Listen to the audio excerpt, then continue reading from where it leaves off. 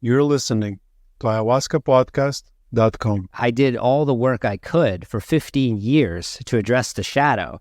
And when I started to get into psychedelic assisted therapy, it blew the door open to shadows I could not access. These shadows I could not access. And if you can access these shadows without medicine, let me know. When I started to get into medicines, including ayahuasca, I started to see parts of myself I could not access. So I just want to share that for me and my story, I started to access really deep parts of myself that, 15 years of therapy, all the cold therapy, I was doing all the practices I was doing, all the stuff where I was in contemplation for hours at a time, days at a time. I couldn't see what I couldn't see until I started to utilize psychedelics and psychedelic assisted therapy.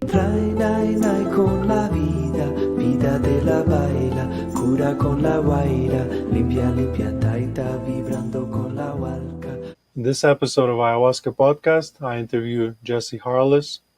We talk about Jesse's personal recovery story from addiction, talk about psychedelics and addiction recovery in general, talk about the role of fear in addiction, importance of shadow work, addiction as a coping mechanism, and a model called F.E.A.R.S.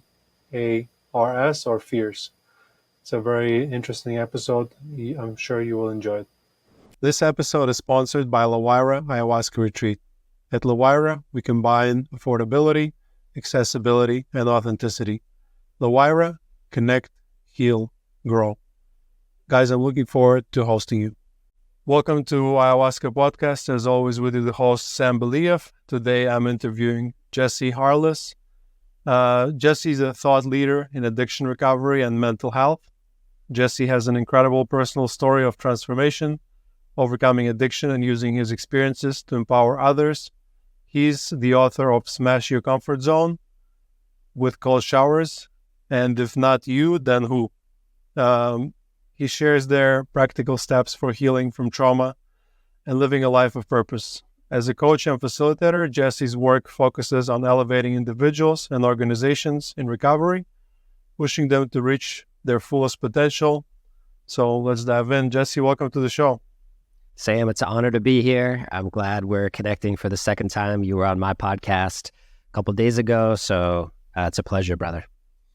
Yeah, thank you, Jesse. I think there's a very good connection between the topic of addictions and work with plant medicines. I think it's can be one of those matches made in heaven. So the fact that I spoke on your podcast about medicine, and now you can speak on my podcast about the addiction, because we have lots of stories of people coming to deal with addiction. And addiction is running rampant now in the Western world. So tell us a little bit about your own story with addiction and recovery. Yeah, I mean, it's a story that I don't often tell often anymore. I used to tell it all the time, and Alcoholics Anonymous, I used to tell it all the time, getting asked to speak on commitments and really talk a lot about what happened and then what it's like now. So it's been a while since I talked about it, but I mean, the short version is, it's pretty classic. 3 years old, my dad leaves, never comes back. I fall into, my mom's a single mom with 3 boys, so there's all kinds of stressors, money stressors, housing stressors, all kinds of things that are happening, which are being imbibed in my body as trauma. And then eventually, I try to numb out with all different types of behaviors, pornography at 11 years old, internet pornography, and having computer games, got massively addicted into computer games, which now today you might become a professional if you do that. But when I was doing that, it was definitely to escape. And there was definitely some positives about that as well. And, so high school, I didn't use substances, but I had addiction to my trauma and my stories and my depression. I couldn't get out of my own way.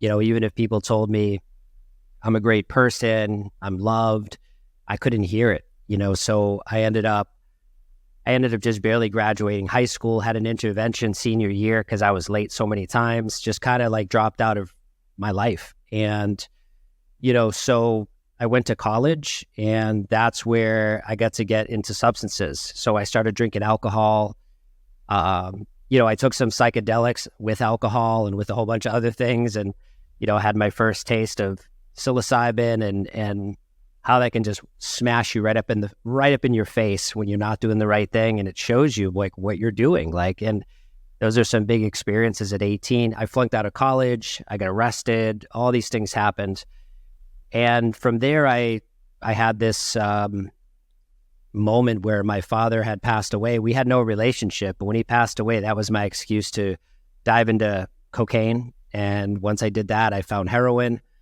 And 20 years old, I'm, shooting heroin, I'm snorting cocaine, and I'm down this path where it was just this numbing out of reality. Addiction was my solution to the pain. And eventually it stopped abruptly. I moved to Florida to escape my addiction. They call that the geographical cure, but I could only stop for so long. The hard drugs, came back to them and got arrested. And that arrest was a big one. And that arrest, that's the one that woke me up. That was the one that was like, hey, you're going to go to federal prison for 7 years. And it was like, oh, I got to stop waking up. What's happening? What are my choices?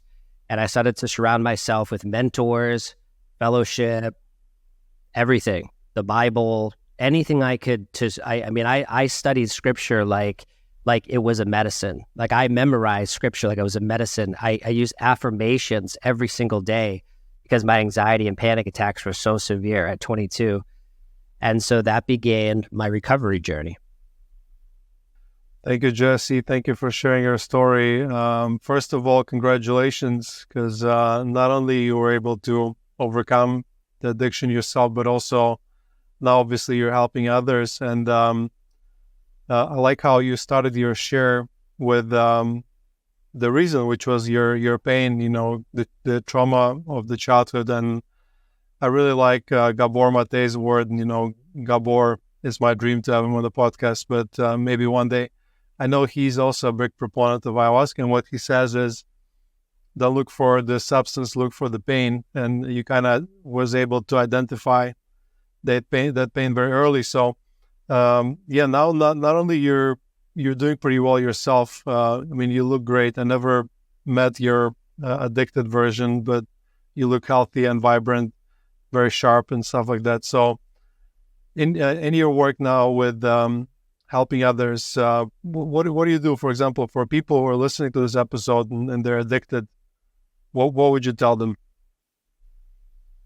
It's very different than what I would have told them at 22. Now at 41, I would say, if someone is addicted, we want to look at what is it providing relief from? What is it providing as a solution to?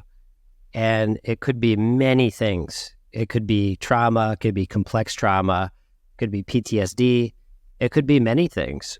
And I think sometimes it's even financial hardship. There's so many reasons for why someone's using a substance or a behavior to numb out. So I would say the first thing is to ask yourself, what is this providing relief from? What am I getting relief from by acting out in this way, whether it's pornography or sexual addiction, or maybe it's you're addicted to alcohol. What is this providing relief from? And as we get closer and closer to the core, we find fear. And then as we find the fear, we find the real truth of the root of what is this relieving me from? And so start with those questions. And then you can start to ask yourself, what has worked for me in the past to find relief in a more positive way? How can I find relief? And for some people, they've already been through the rodeo. They've been to treatment. They've been to meetings. They've been to church. They've done all these things, and they feel hopeless. So it's really meeting someone where they're at in that process. So the answer is not universal. It's different for every person. But I would say that first step of asking yourself, what am I numbing out? Why? What am I numbing out? What is the feelings, the emotions? What is the reason for this? And start there. When you talk about looking for that root cause, that fear or that internal emotion, I can't help but think, obviously in working with thousands of people, working with ayahuasca, sometimes whether you're looking for it or not, it just shows it right right to you. It happens over and over again when people are just presented with their root issue. What are your thoughts on psychedelics? And maybe your own experiences, and do you see potential there for helping addicted people? Well, that's a great question. I mean, it took 15 years of being in abstinent recovery for me to find psychedelics and utilize them in a therapeutic manner. So I didn't just come in day one, week one, year one, 15 years into it after doing 10 years of meditation, all kinds of different religious practices, all kinds of different recovery programs. And, I came in and found psychedelics. So I think that number one is do your research. Do your research first. Do research. Make sure that this is the choice that you want to make. Listen to podcasts like the Ayahuasca Podcast. Listen to my podcast. Listen to other podcasts. Get into the world and the space and make sure that this is the right choice. Once you have made that decision, then it's what medicine. All the medicines are different. None of them are the same. So many of them are illegal. So, if you're going to want to do ayahuasca, you want to come and see Sam in Colombia, LaWayra, right? Because it's legal there. They've been doing it for years. They're experts. They know exactly what to do, and they've treated many cases of addiction. But if you're here I'm not here. I'm in Costa Rica now. But if you're in the United States, ayahuasca is not legal. So what are the legal options? Ketamine is a legal option there. So do your research on ketamine. Look at the studies. What am I struggling with? Where has ketamine been beneficial for this addiction I'm facing? And, maybe there's a deeper root cause. Maybe there's some type of diagnosis you have, maybe bipolar or borderline personality disorder. Make sure that you're understanding that here's what can happen with the potential of utilizing these psychedelic therapies. So do deep research first. And today we have so many free resources to get that information, especially podcasts like this. So, do your research first and then understand that, and then reach out to people, reach out to you, reach out to me, reach out to people who have experience extensively in different types of medicines. And for me, I've met ayahuasca before, I've met peyote before, but I've only done those each one time. So I'm not someone who you'd want to come to. You want to go to Sam to ask that question. But if you're talking about ketamine-assisted therapy, I've utilized that many, many times. So that's something I can speak to more. I've also used other therapies, other psychedelic therapies as well. So go to someone, read books, find the information that you're looking for, do the research, just like you would with anything else, unless you're forced into something, do the research first.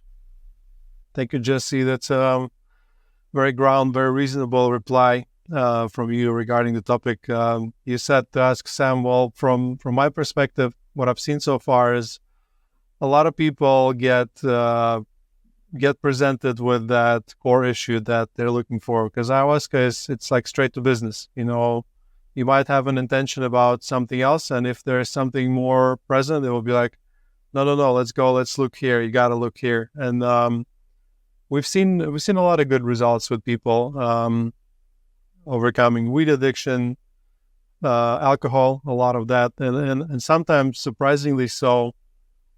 People come for something else. Let's say they come to treat depression, and then all of a sudden, as a side effect, they realize they no longer want to drink, because in their process, somehow they addressed that core pain that you're talking about. But of course, as you say, you got to be careful, because ayahuasca,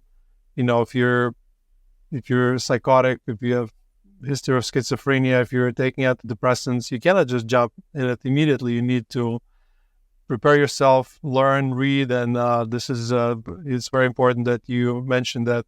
But in your own work, you said you have worked with ayahuasca before. Tell us a little bit about yourself. How was that experience? Did it show you maybe more of the inner pain that you were not aware of, or what was your intention and what was the outcome? Well, it's going to get esoteric if I talk about these things, because yeah. So, to just break down that first experience, I was in the beautiful land of Costa Rica, just like I am today. And, I vetted this place. I had friends who were with me who were going to take this experience very seriously. We were going to do it in a group ceremony. And so it was outside too. It was a very interesting experience. So when I drank the first cup, you're offered more than one cup if you choose. And I chose on the first cup to go for a large dose. And I don't recommend that for everyone, but I did that. And, I would say within 30 minutes, I was in an experience that was extremely challenging. There was, as fast as humanly possible, the visions of my childhood and the pain of my childhood were coming at me in speeds that I could not keep up with. And it became so intense that I literally, my body fluids released. It was so intense. It was like something was blocked so deep that was being loosened and being let go of, which was this almost energetic cord that was there from around the age 10, where I believe the story that got embedded into my DNA started, of this wounding of feeling broken and not good enough and never having enough. That's the best way I could describe it. And that first cup just it blasted into that I would call trauma narrative. And it lasted, it felt like a lifetime. But once it started to clear, I started to have this conversation and dialogue with what I can only describe as grandmother. And I was like, hey, I'm not going to drink any more of this ayahuasca because that was too intense. And this soft, gentlest, kindness, love voice I've ever heard was like, really? It was like so calm, and it convinced me that I should go for another cup, even after that extremely intense experience. And not everyone has that. The people around me, I knew their experience.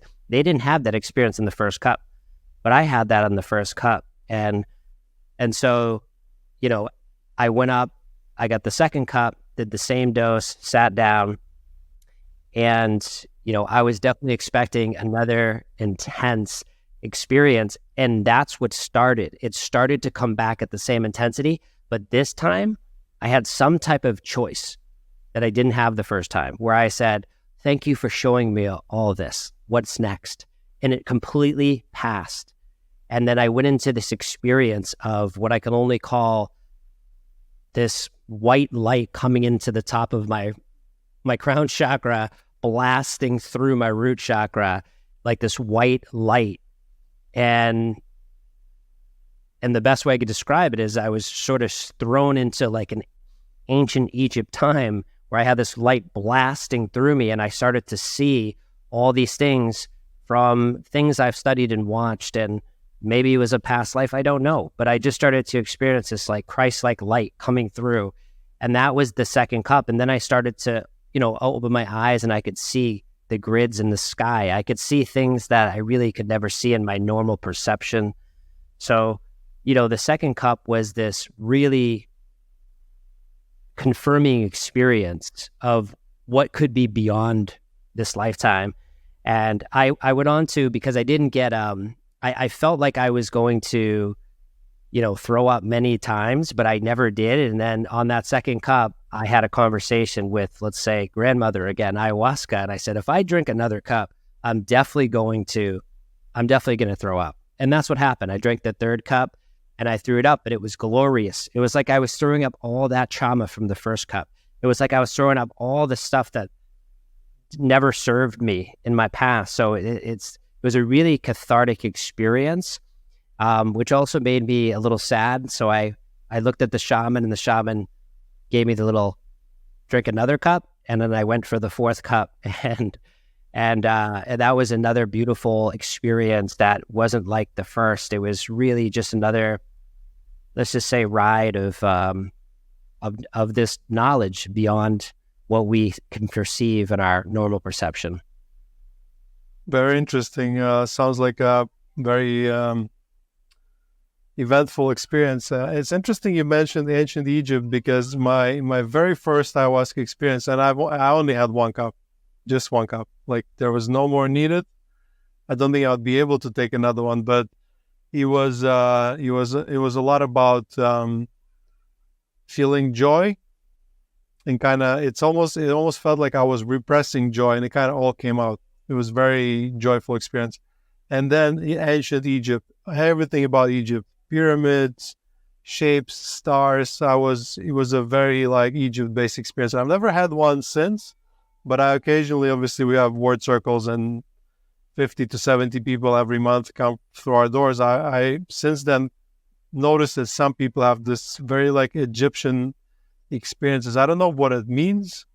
My message was that if I go to Egypt, I will receive a gift. And obviously then COVID started, so I never went, so I still don't know. But yeah, I don't know. Do you know anything, or have you made any sense of what is that about Egypt that came up and why? Well, I think it's a really fascinating timeline that we still don't know much about. So I think, you look at the stories that came out of ancient Egypt, and they're very similar to stories that got repeated later on, even through the Bible. So you see these stories and narratives that were 5,000 or more years old that had already happened, and then replayed again in current religious texts. So I think there's sort of like a repeat of what had happened in the past again and again through these different, whatever you want to call them, gods and experiences. So I think that could have been just a timeline that, I mean, how did the pyramid get built? Can anyone tell me?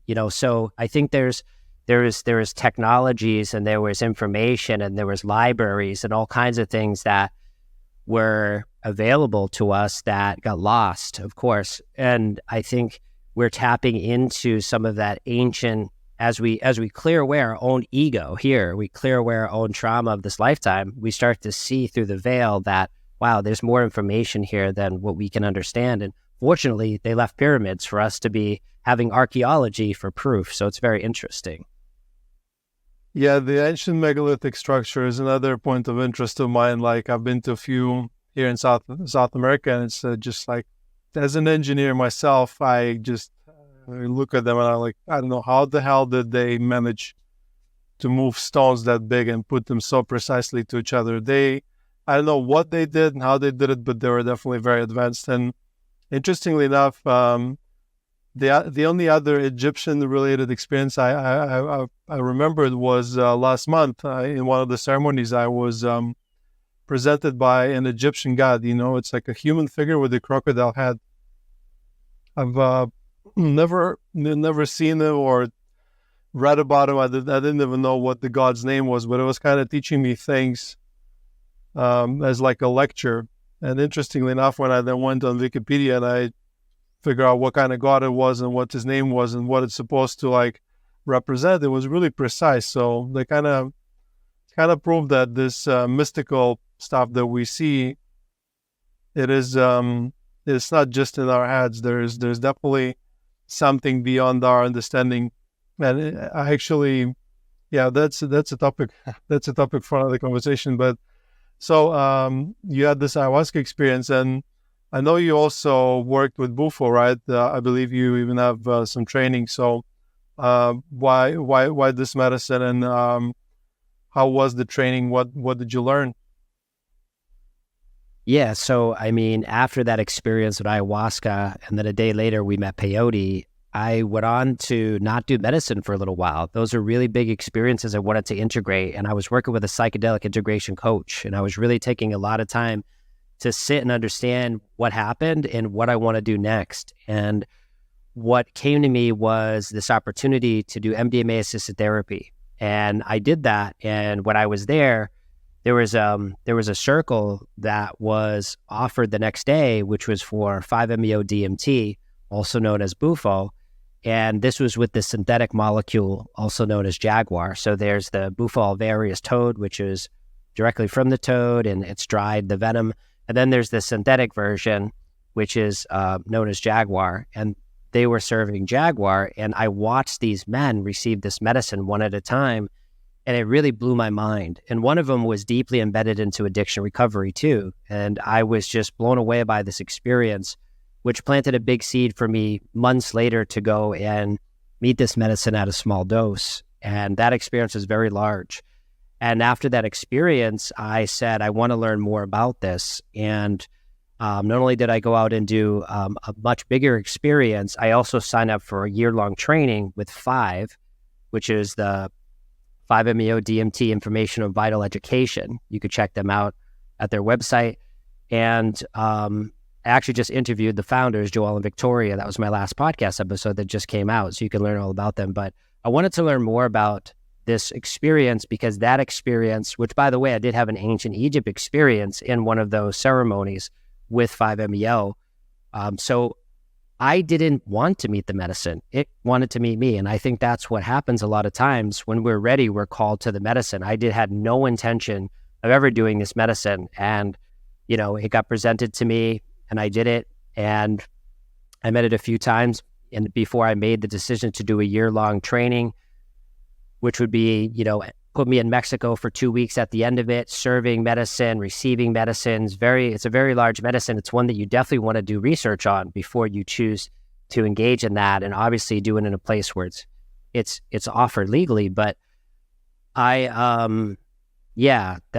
that's how I got to find the medicine, was through another medicine. And eventually I chose to become a trauma-informed facilitator with the medicine because the experience was such a big one that I just needed to understand what are the risks as well for someone to have this, because it's just like ayahuasca. It's like your life before ayahuasca and life after ayahuasca. It's very different reality, a very different set point of your baseline of reality. It can really change the way we perceive reality. So, yeah.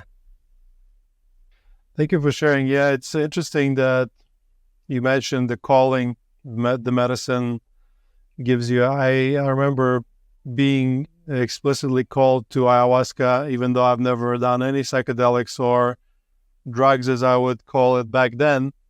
But the calling is very obvious when it comes. And funny enough, the roles have reversed now with the podcast and the retreat and all the content I create. I somehow became the messenger for the call. So on behalf of ayahuasca, you're officially invited to come to LaWayra, because maybe the reason we're talking is also part of your calling. So whenever you feel like it. Let's talk a little bit about shadow work. I know you like talking about it. What is the role of that shadow in somebody's addiction? I mean, the shadow work in many ways, I don't know if it ends in this lifetime. I'm not sure. Maybe if it ends, you are now an enlightened being. And I don't know too many 100% enlightened beings here. So the shadow work is something that, despite all the work I've done, I'm coming up on 19 years of recovery. And despite, a master's in mental health counseling, and I don't even know how many years of meditation now, well over a decade, and all of the work I've done with all the different therapies. I journaled for 15 years straight every day. I did things really extreme in many ways. And I think that even with the integration work that I did with psychedelics, really deep integration work with not only people who are doctors, psychologists, people who are expert coaches in this, and many books read and articles and all these things, the shadow work still continues. So, obviously I couldn't really see a lot of my shadows when I was first getting into recovery at 22. It was a very stressful time. I was doing what I was told to do. Now today, the shadow work is really big, because despite my intentions to create a joyful life and have this freedom every day where I feel great and I can eat mangoes in the jungle and have this great experience, there's still parts of me that are there that are my own, and some are not my own. Some are the collective shadow. So the stuff that comes to me that are my own stuff is this trauma narrative since I was a child that comes through, that is from the mother wound. And so this mother wound continues to show up today, and it impacts my business. It impacts our relationships with intimate partners. It impacts me in many different ways. So the shadow work is just being really honest with yourself and how you're showing up and what people are telling you for feedback. When you have close friends, they become a mirror to your shadow, to your bullshit. and they see things in you that they want to let you know about. And if your feelings get really hurt, that's how you know it's probably part of your shadow. So some people are there to just be a guide and a mirror so you can see yourself as a reflection. And so shadow work, I don't think ever stops unless there's some type of way to enlightenment. And I think that the shadow work is so key. And that's why doing integration coaching and integration work, or work with a really skilled therapist who's also familiar with psychedelics, can be really powerful for integrating these shadows. Yeah, I think that is true. It's like a never-ending battle, but I think you discover one shadow belief and you kind of address it and maybe diminish its power a little bit, and two more comes out. I've met one of the coaches I worked with. He said he's now in around shadow belief number 50 or something like that. There's no end to that. So, but it's nevertheless very important, and I guess ayahuasca can be really good at sometimes revealing your shadows to you, so then you can work with them, as you said, integrate them. Yeah, I like to speak to that actually. So that's another thing. I did all the work I could for 15 years to address the shadow. And when I started to get into psychedelic assisted therapy, it blew the door open to shadows I could not access. These shadows I could not access. And if you can access these shadows without medicine, let me know. But when I started to get into medicines, including ayahuasca, I started to see parts of myself I could not access. So I just want to share that for me and my story, I started to access really deep parts of myself that, 15 years of therapy, all the cold therapy I was doing, all the practices I was doing, all the stuff where I was in contemplation for hours at a time, days at a time. I couldn't see what I couldn't see until I started to utilize psychedelics and psychedelic assisted therapy. So I just want to share that's really cracked the door open to really a whole different nervous system. My nervous system is completely different than it was before I started psychedelics. Yeah, psychedelics is a really powerful tool, and if used correctly, can be incredibly efficient. Well, the analogy I like to use is, if mental health is a journey of digging a tunnel, psychedelics is a dynamite, and the other work like integration, meditation, yoga, coaching, therapy is like shovels and picks. Because from that analogy, if that big explosion to remove this big mass of stone is extremely powerful, and then you use the integration to remove the rubble, clean it up, and get ready for the next explosion. Because if you just keep exploding, you just get dust everywhere, it's mess, you're not going to progress much as well. So, or your tunnel will collapse. And at the same time, if you just do picks and shovels, you can get somewhere, but it's really slow comparatively to work with psychedelics, because they really help you kind of break that pattern. You mentioned cold therapy as well. Not only that, you wrote a book on cold showers, and here at LaWayra, we actually had an ice bath for a few years. It broke recently, so I'm now kind of saving up to get a new one and a better version, and also build a sauna. So I'm a big fan of cold therapy myself, but why did you write a book on cold therapy, or cold showers specifically, and what role did it play in your mental health journey as well? Yeah, so cold showers came in 2015. It was information I received from a close friend. He said to me, I live in New Hampshire, by the way, the Northeast, so it was about 30 degrees Fahrenheit outside. It was cold. And he said to me, you should start doing cold showers for 30 days. And I was like, why the hell would I do that? That's ridiculous. I've been taking warm showers my whole life. I'm good.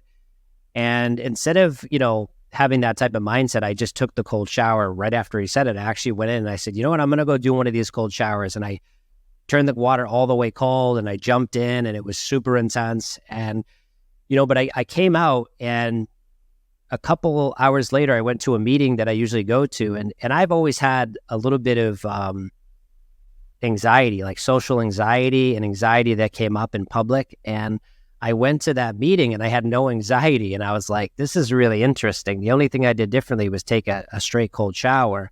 And it got me really intrigued. So I decided to do the 30 days of cold showers in the wintertime in New Hampshire. And that led to like me doing it for years straight every day. And do I recommend that for everyone? No, but that's what I did. And so after a few years of cold showers, what ended up happening was I met a group of entrepreneurs that were, writing books and doing different things. And someone challenged me. They said, why don't you write a book about cold showers? You love these cold showers. You've gotten so many people to take them. Why don't you write a book? So, I was no expert in cold therapy. I just knew it really benefited me. And the people that I told, especially people who were addicted to like serious hard drugs, which is a whole study that you'd have to pay a lot of money to do. But, there is be people coming to me who are addicted to crystal meth and different hard drugs.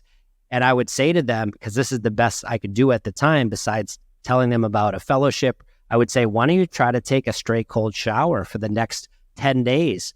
And they would report back to me and say, dude, this is really helping me. This is helping me to do other practices, other habits that I can stack on top of a cold shower.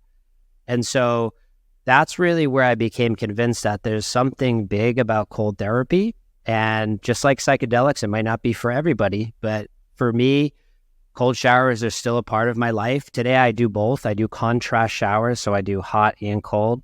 So that's where I found out about it. It was a challenge that led into years of the habit.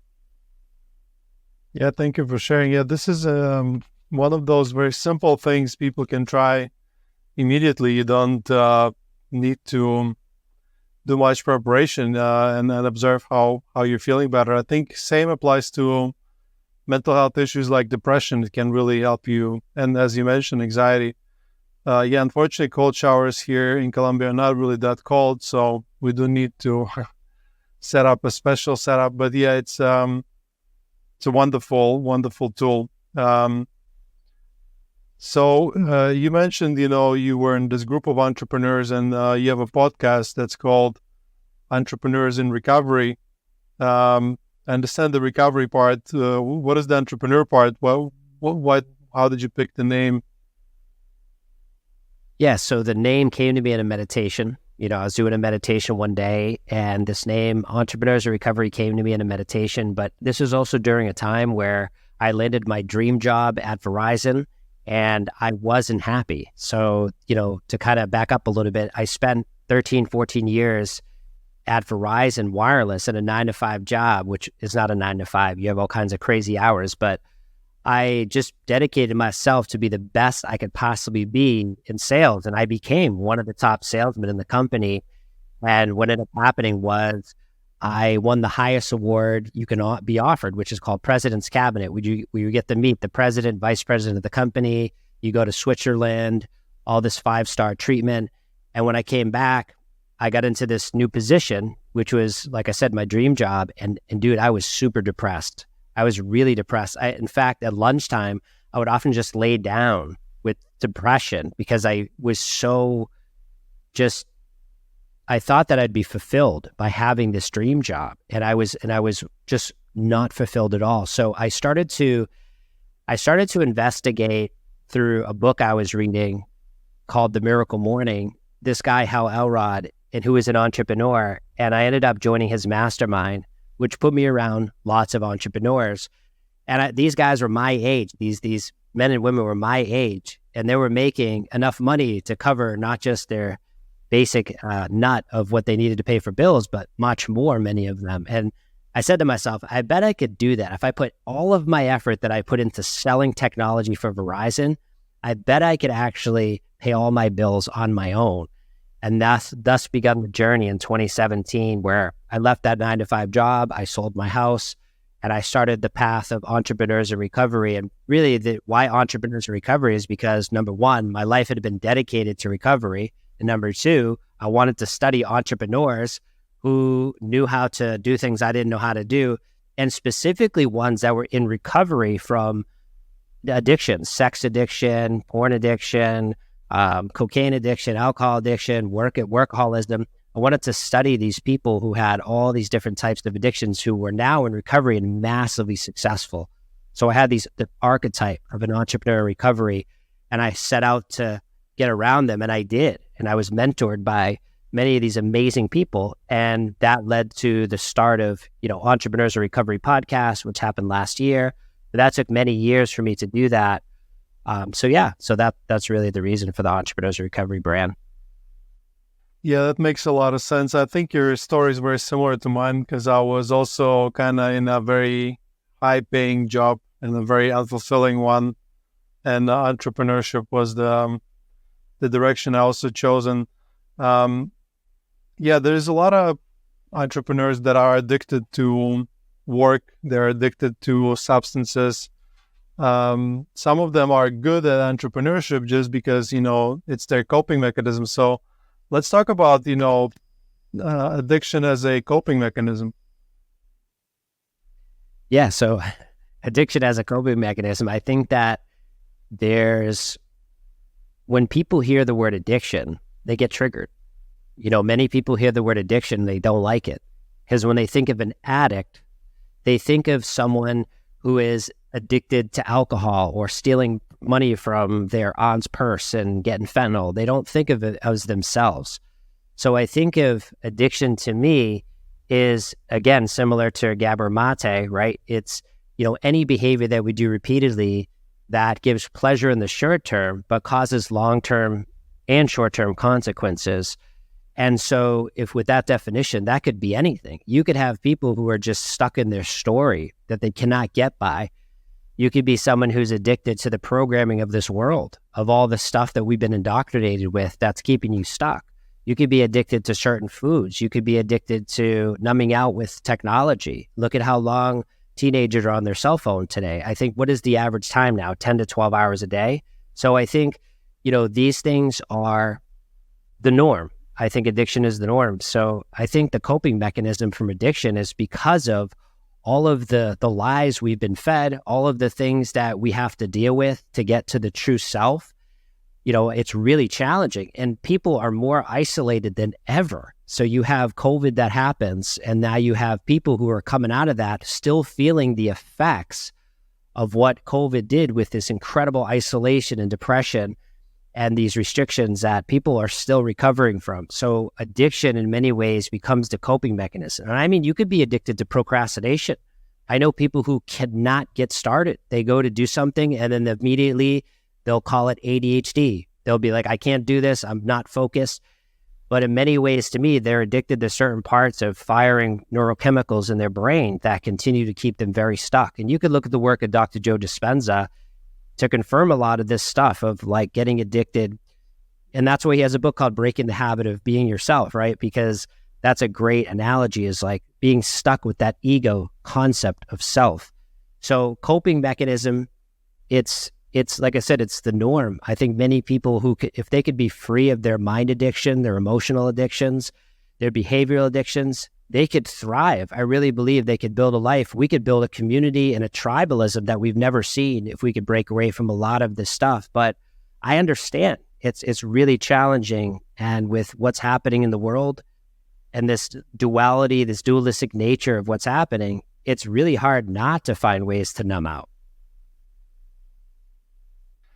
That's a great analysis of, addictions. I've met people that are addicted to feeling bad. They don't know other way, and if they feel anything else, they get uncomfortable. So they quickly rush back to finding another problem to be focused on. It's interesting you mentioned Joe Dispenza. I occasionally do his meditations, including one yesterday. It's hard for me because I do them in the evening before going to bed, and a lot of times I fall asleep. I know he tells you to do it seated, but prefer to lie down. So, but I went to the event in Cancun. Have you ever been to his events?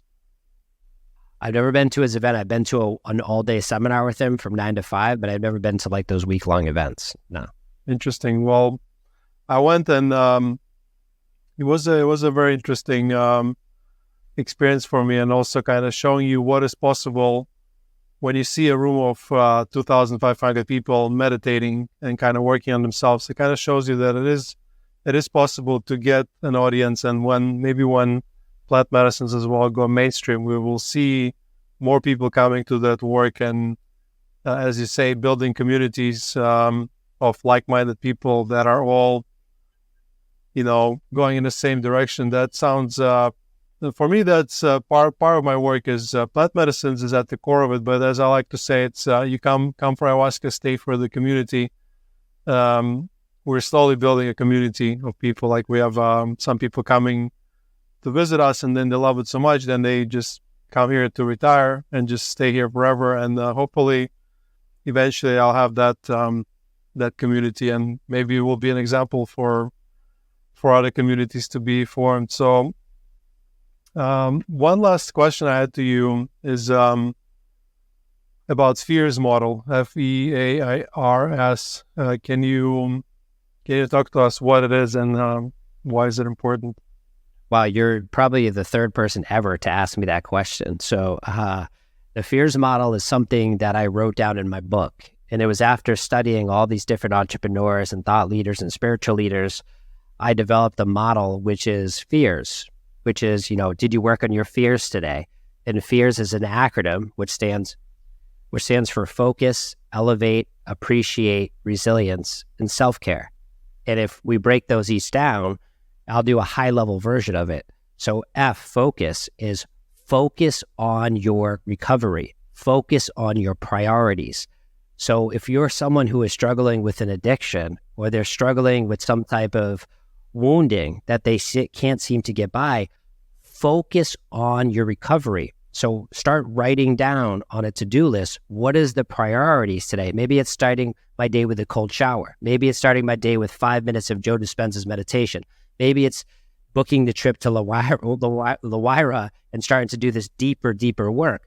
But focus on your recovery. That's number one. Number two, elevate your recovery. How do I elevate my recovery? Well, I can do that many ways. One way to do that is through visualization. You can start to visualize, what do I want to see in my mind's eye of what the outcome of my life wants to be? You start to create that reality that's beyond this three-dimensional reality. Maybe it's even a quantum reality of like, this is what I want to see and have happen in my life.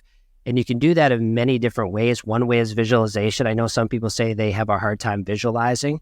So then create a vision board then. Put things on a board that you look at every single day. If you can't visualize in your mind, then go ahead and put it on a board where I can walk by it every day and see, this is what I want to create. And again, this is the really high level version of this. Appreciate your recovery. Have gratitude, appreciation. I'm in the land of Pura Vida here. I have so much to be grateful for here. I got incredible fruits. I got incredible water. I got the ocean. I have all these things here. How can I spread appreciation to the people, to the locals, to the people I meet? Spread appreciation to the forest, the jungles, all these things. So increasing appreciation. Also, it's forgiveness too, but you have to read my book to go into that. The next is resilience. Resilience and recovery. So when I think of resilience, man, how resilient have you been, Sam? How resilient have I been to get to this place where I am today? And how many people have been resilient just over the last few years with what we just went through? So resilience is tuning into that innate resilience that I have that can't break me no matter what. And that's also doing things like a cold shower, like do things that remind you of your resilience, tapping into that resilience. It's also the resilience of your heart. Your heart is a very powerful magnet that is much more powerful than the brain when it comes to energy and electromagnetic energy. So the resilience of your heart, as you build it through meditation and deep contemplation and mindfulness practices, can make you more resilient. Finally is self-care. Self-care is huge. Self-care is the integration process after a medicine experience. Self-care is what you do after you go and you find ways to not drink alcohol anymore. Now you're going to find ways to increase your water intake, your diet and nutrition. So self-care is huge for everybody, but especially people who are coming through a recovery process. So that's the real high level of the F.E.A.R.S model. What I say to people is, did you work on your fears today?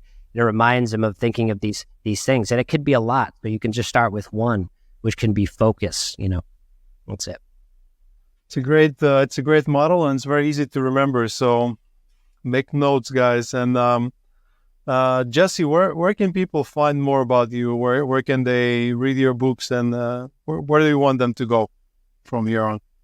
I would say you can go to my website, jesseharless.com. You could go to YouTube and check out my podcast, Entrepreneurs of Recovery Podcast. Go to entrepreneursrecovery.com, jesseharless.com. That's the best way to probably find me. Yeah, guys, go to Jesse's podcast. If you go there, when are you publishing our episode?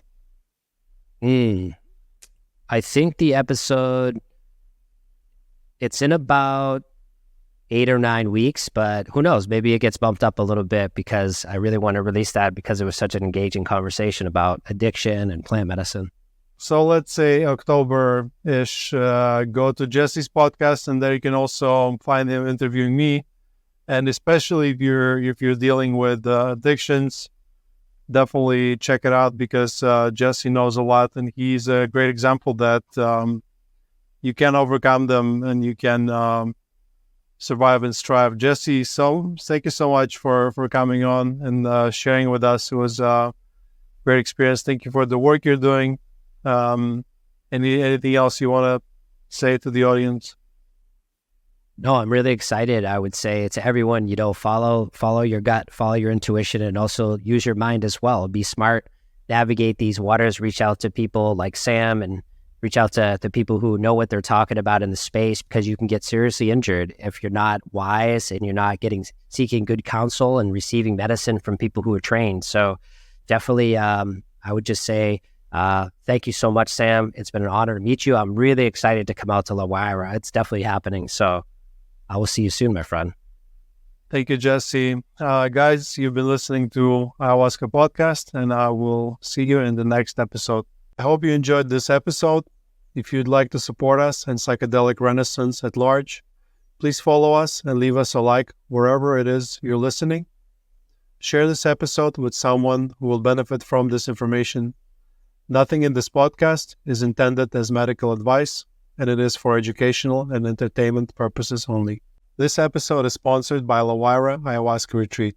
At LaWayra, we combine affordability, accessibility, and authenticity. LaWayra, connect, heal, grow. Guys, I'm looking forward to hosting you. Con la vida de la baila, cura con la guaira, limpia, limpia, taita, vibrando.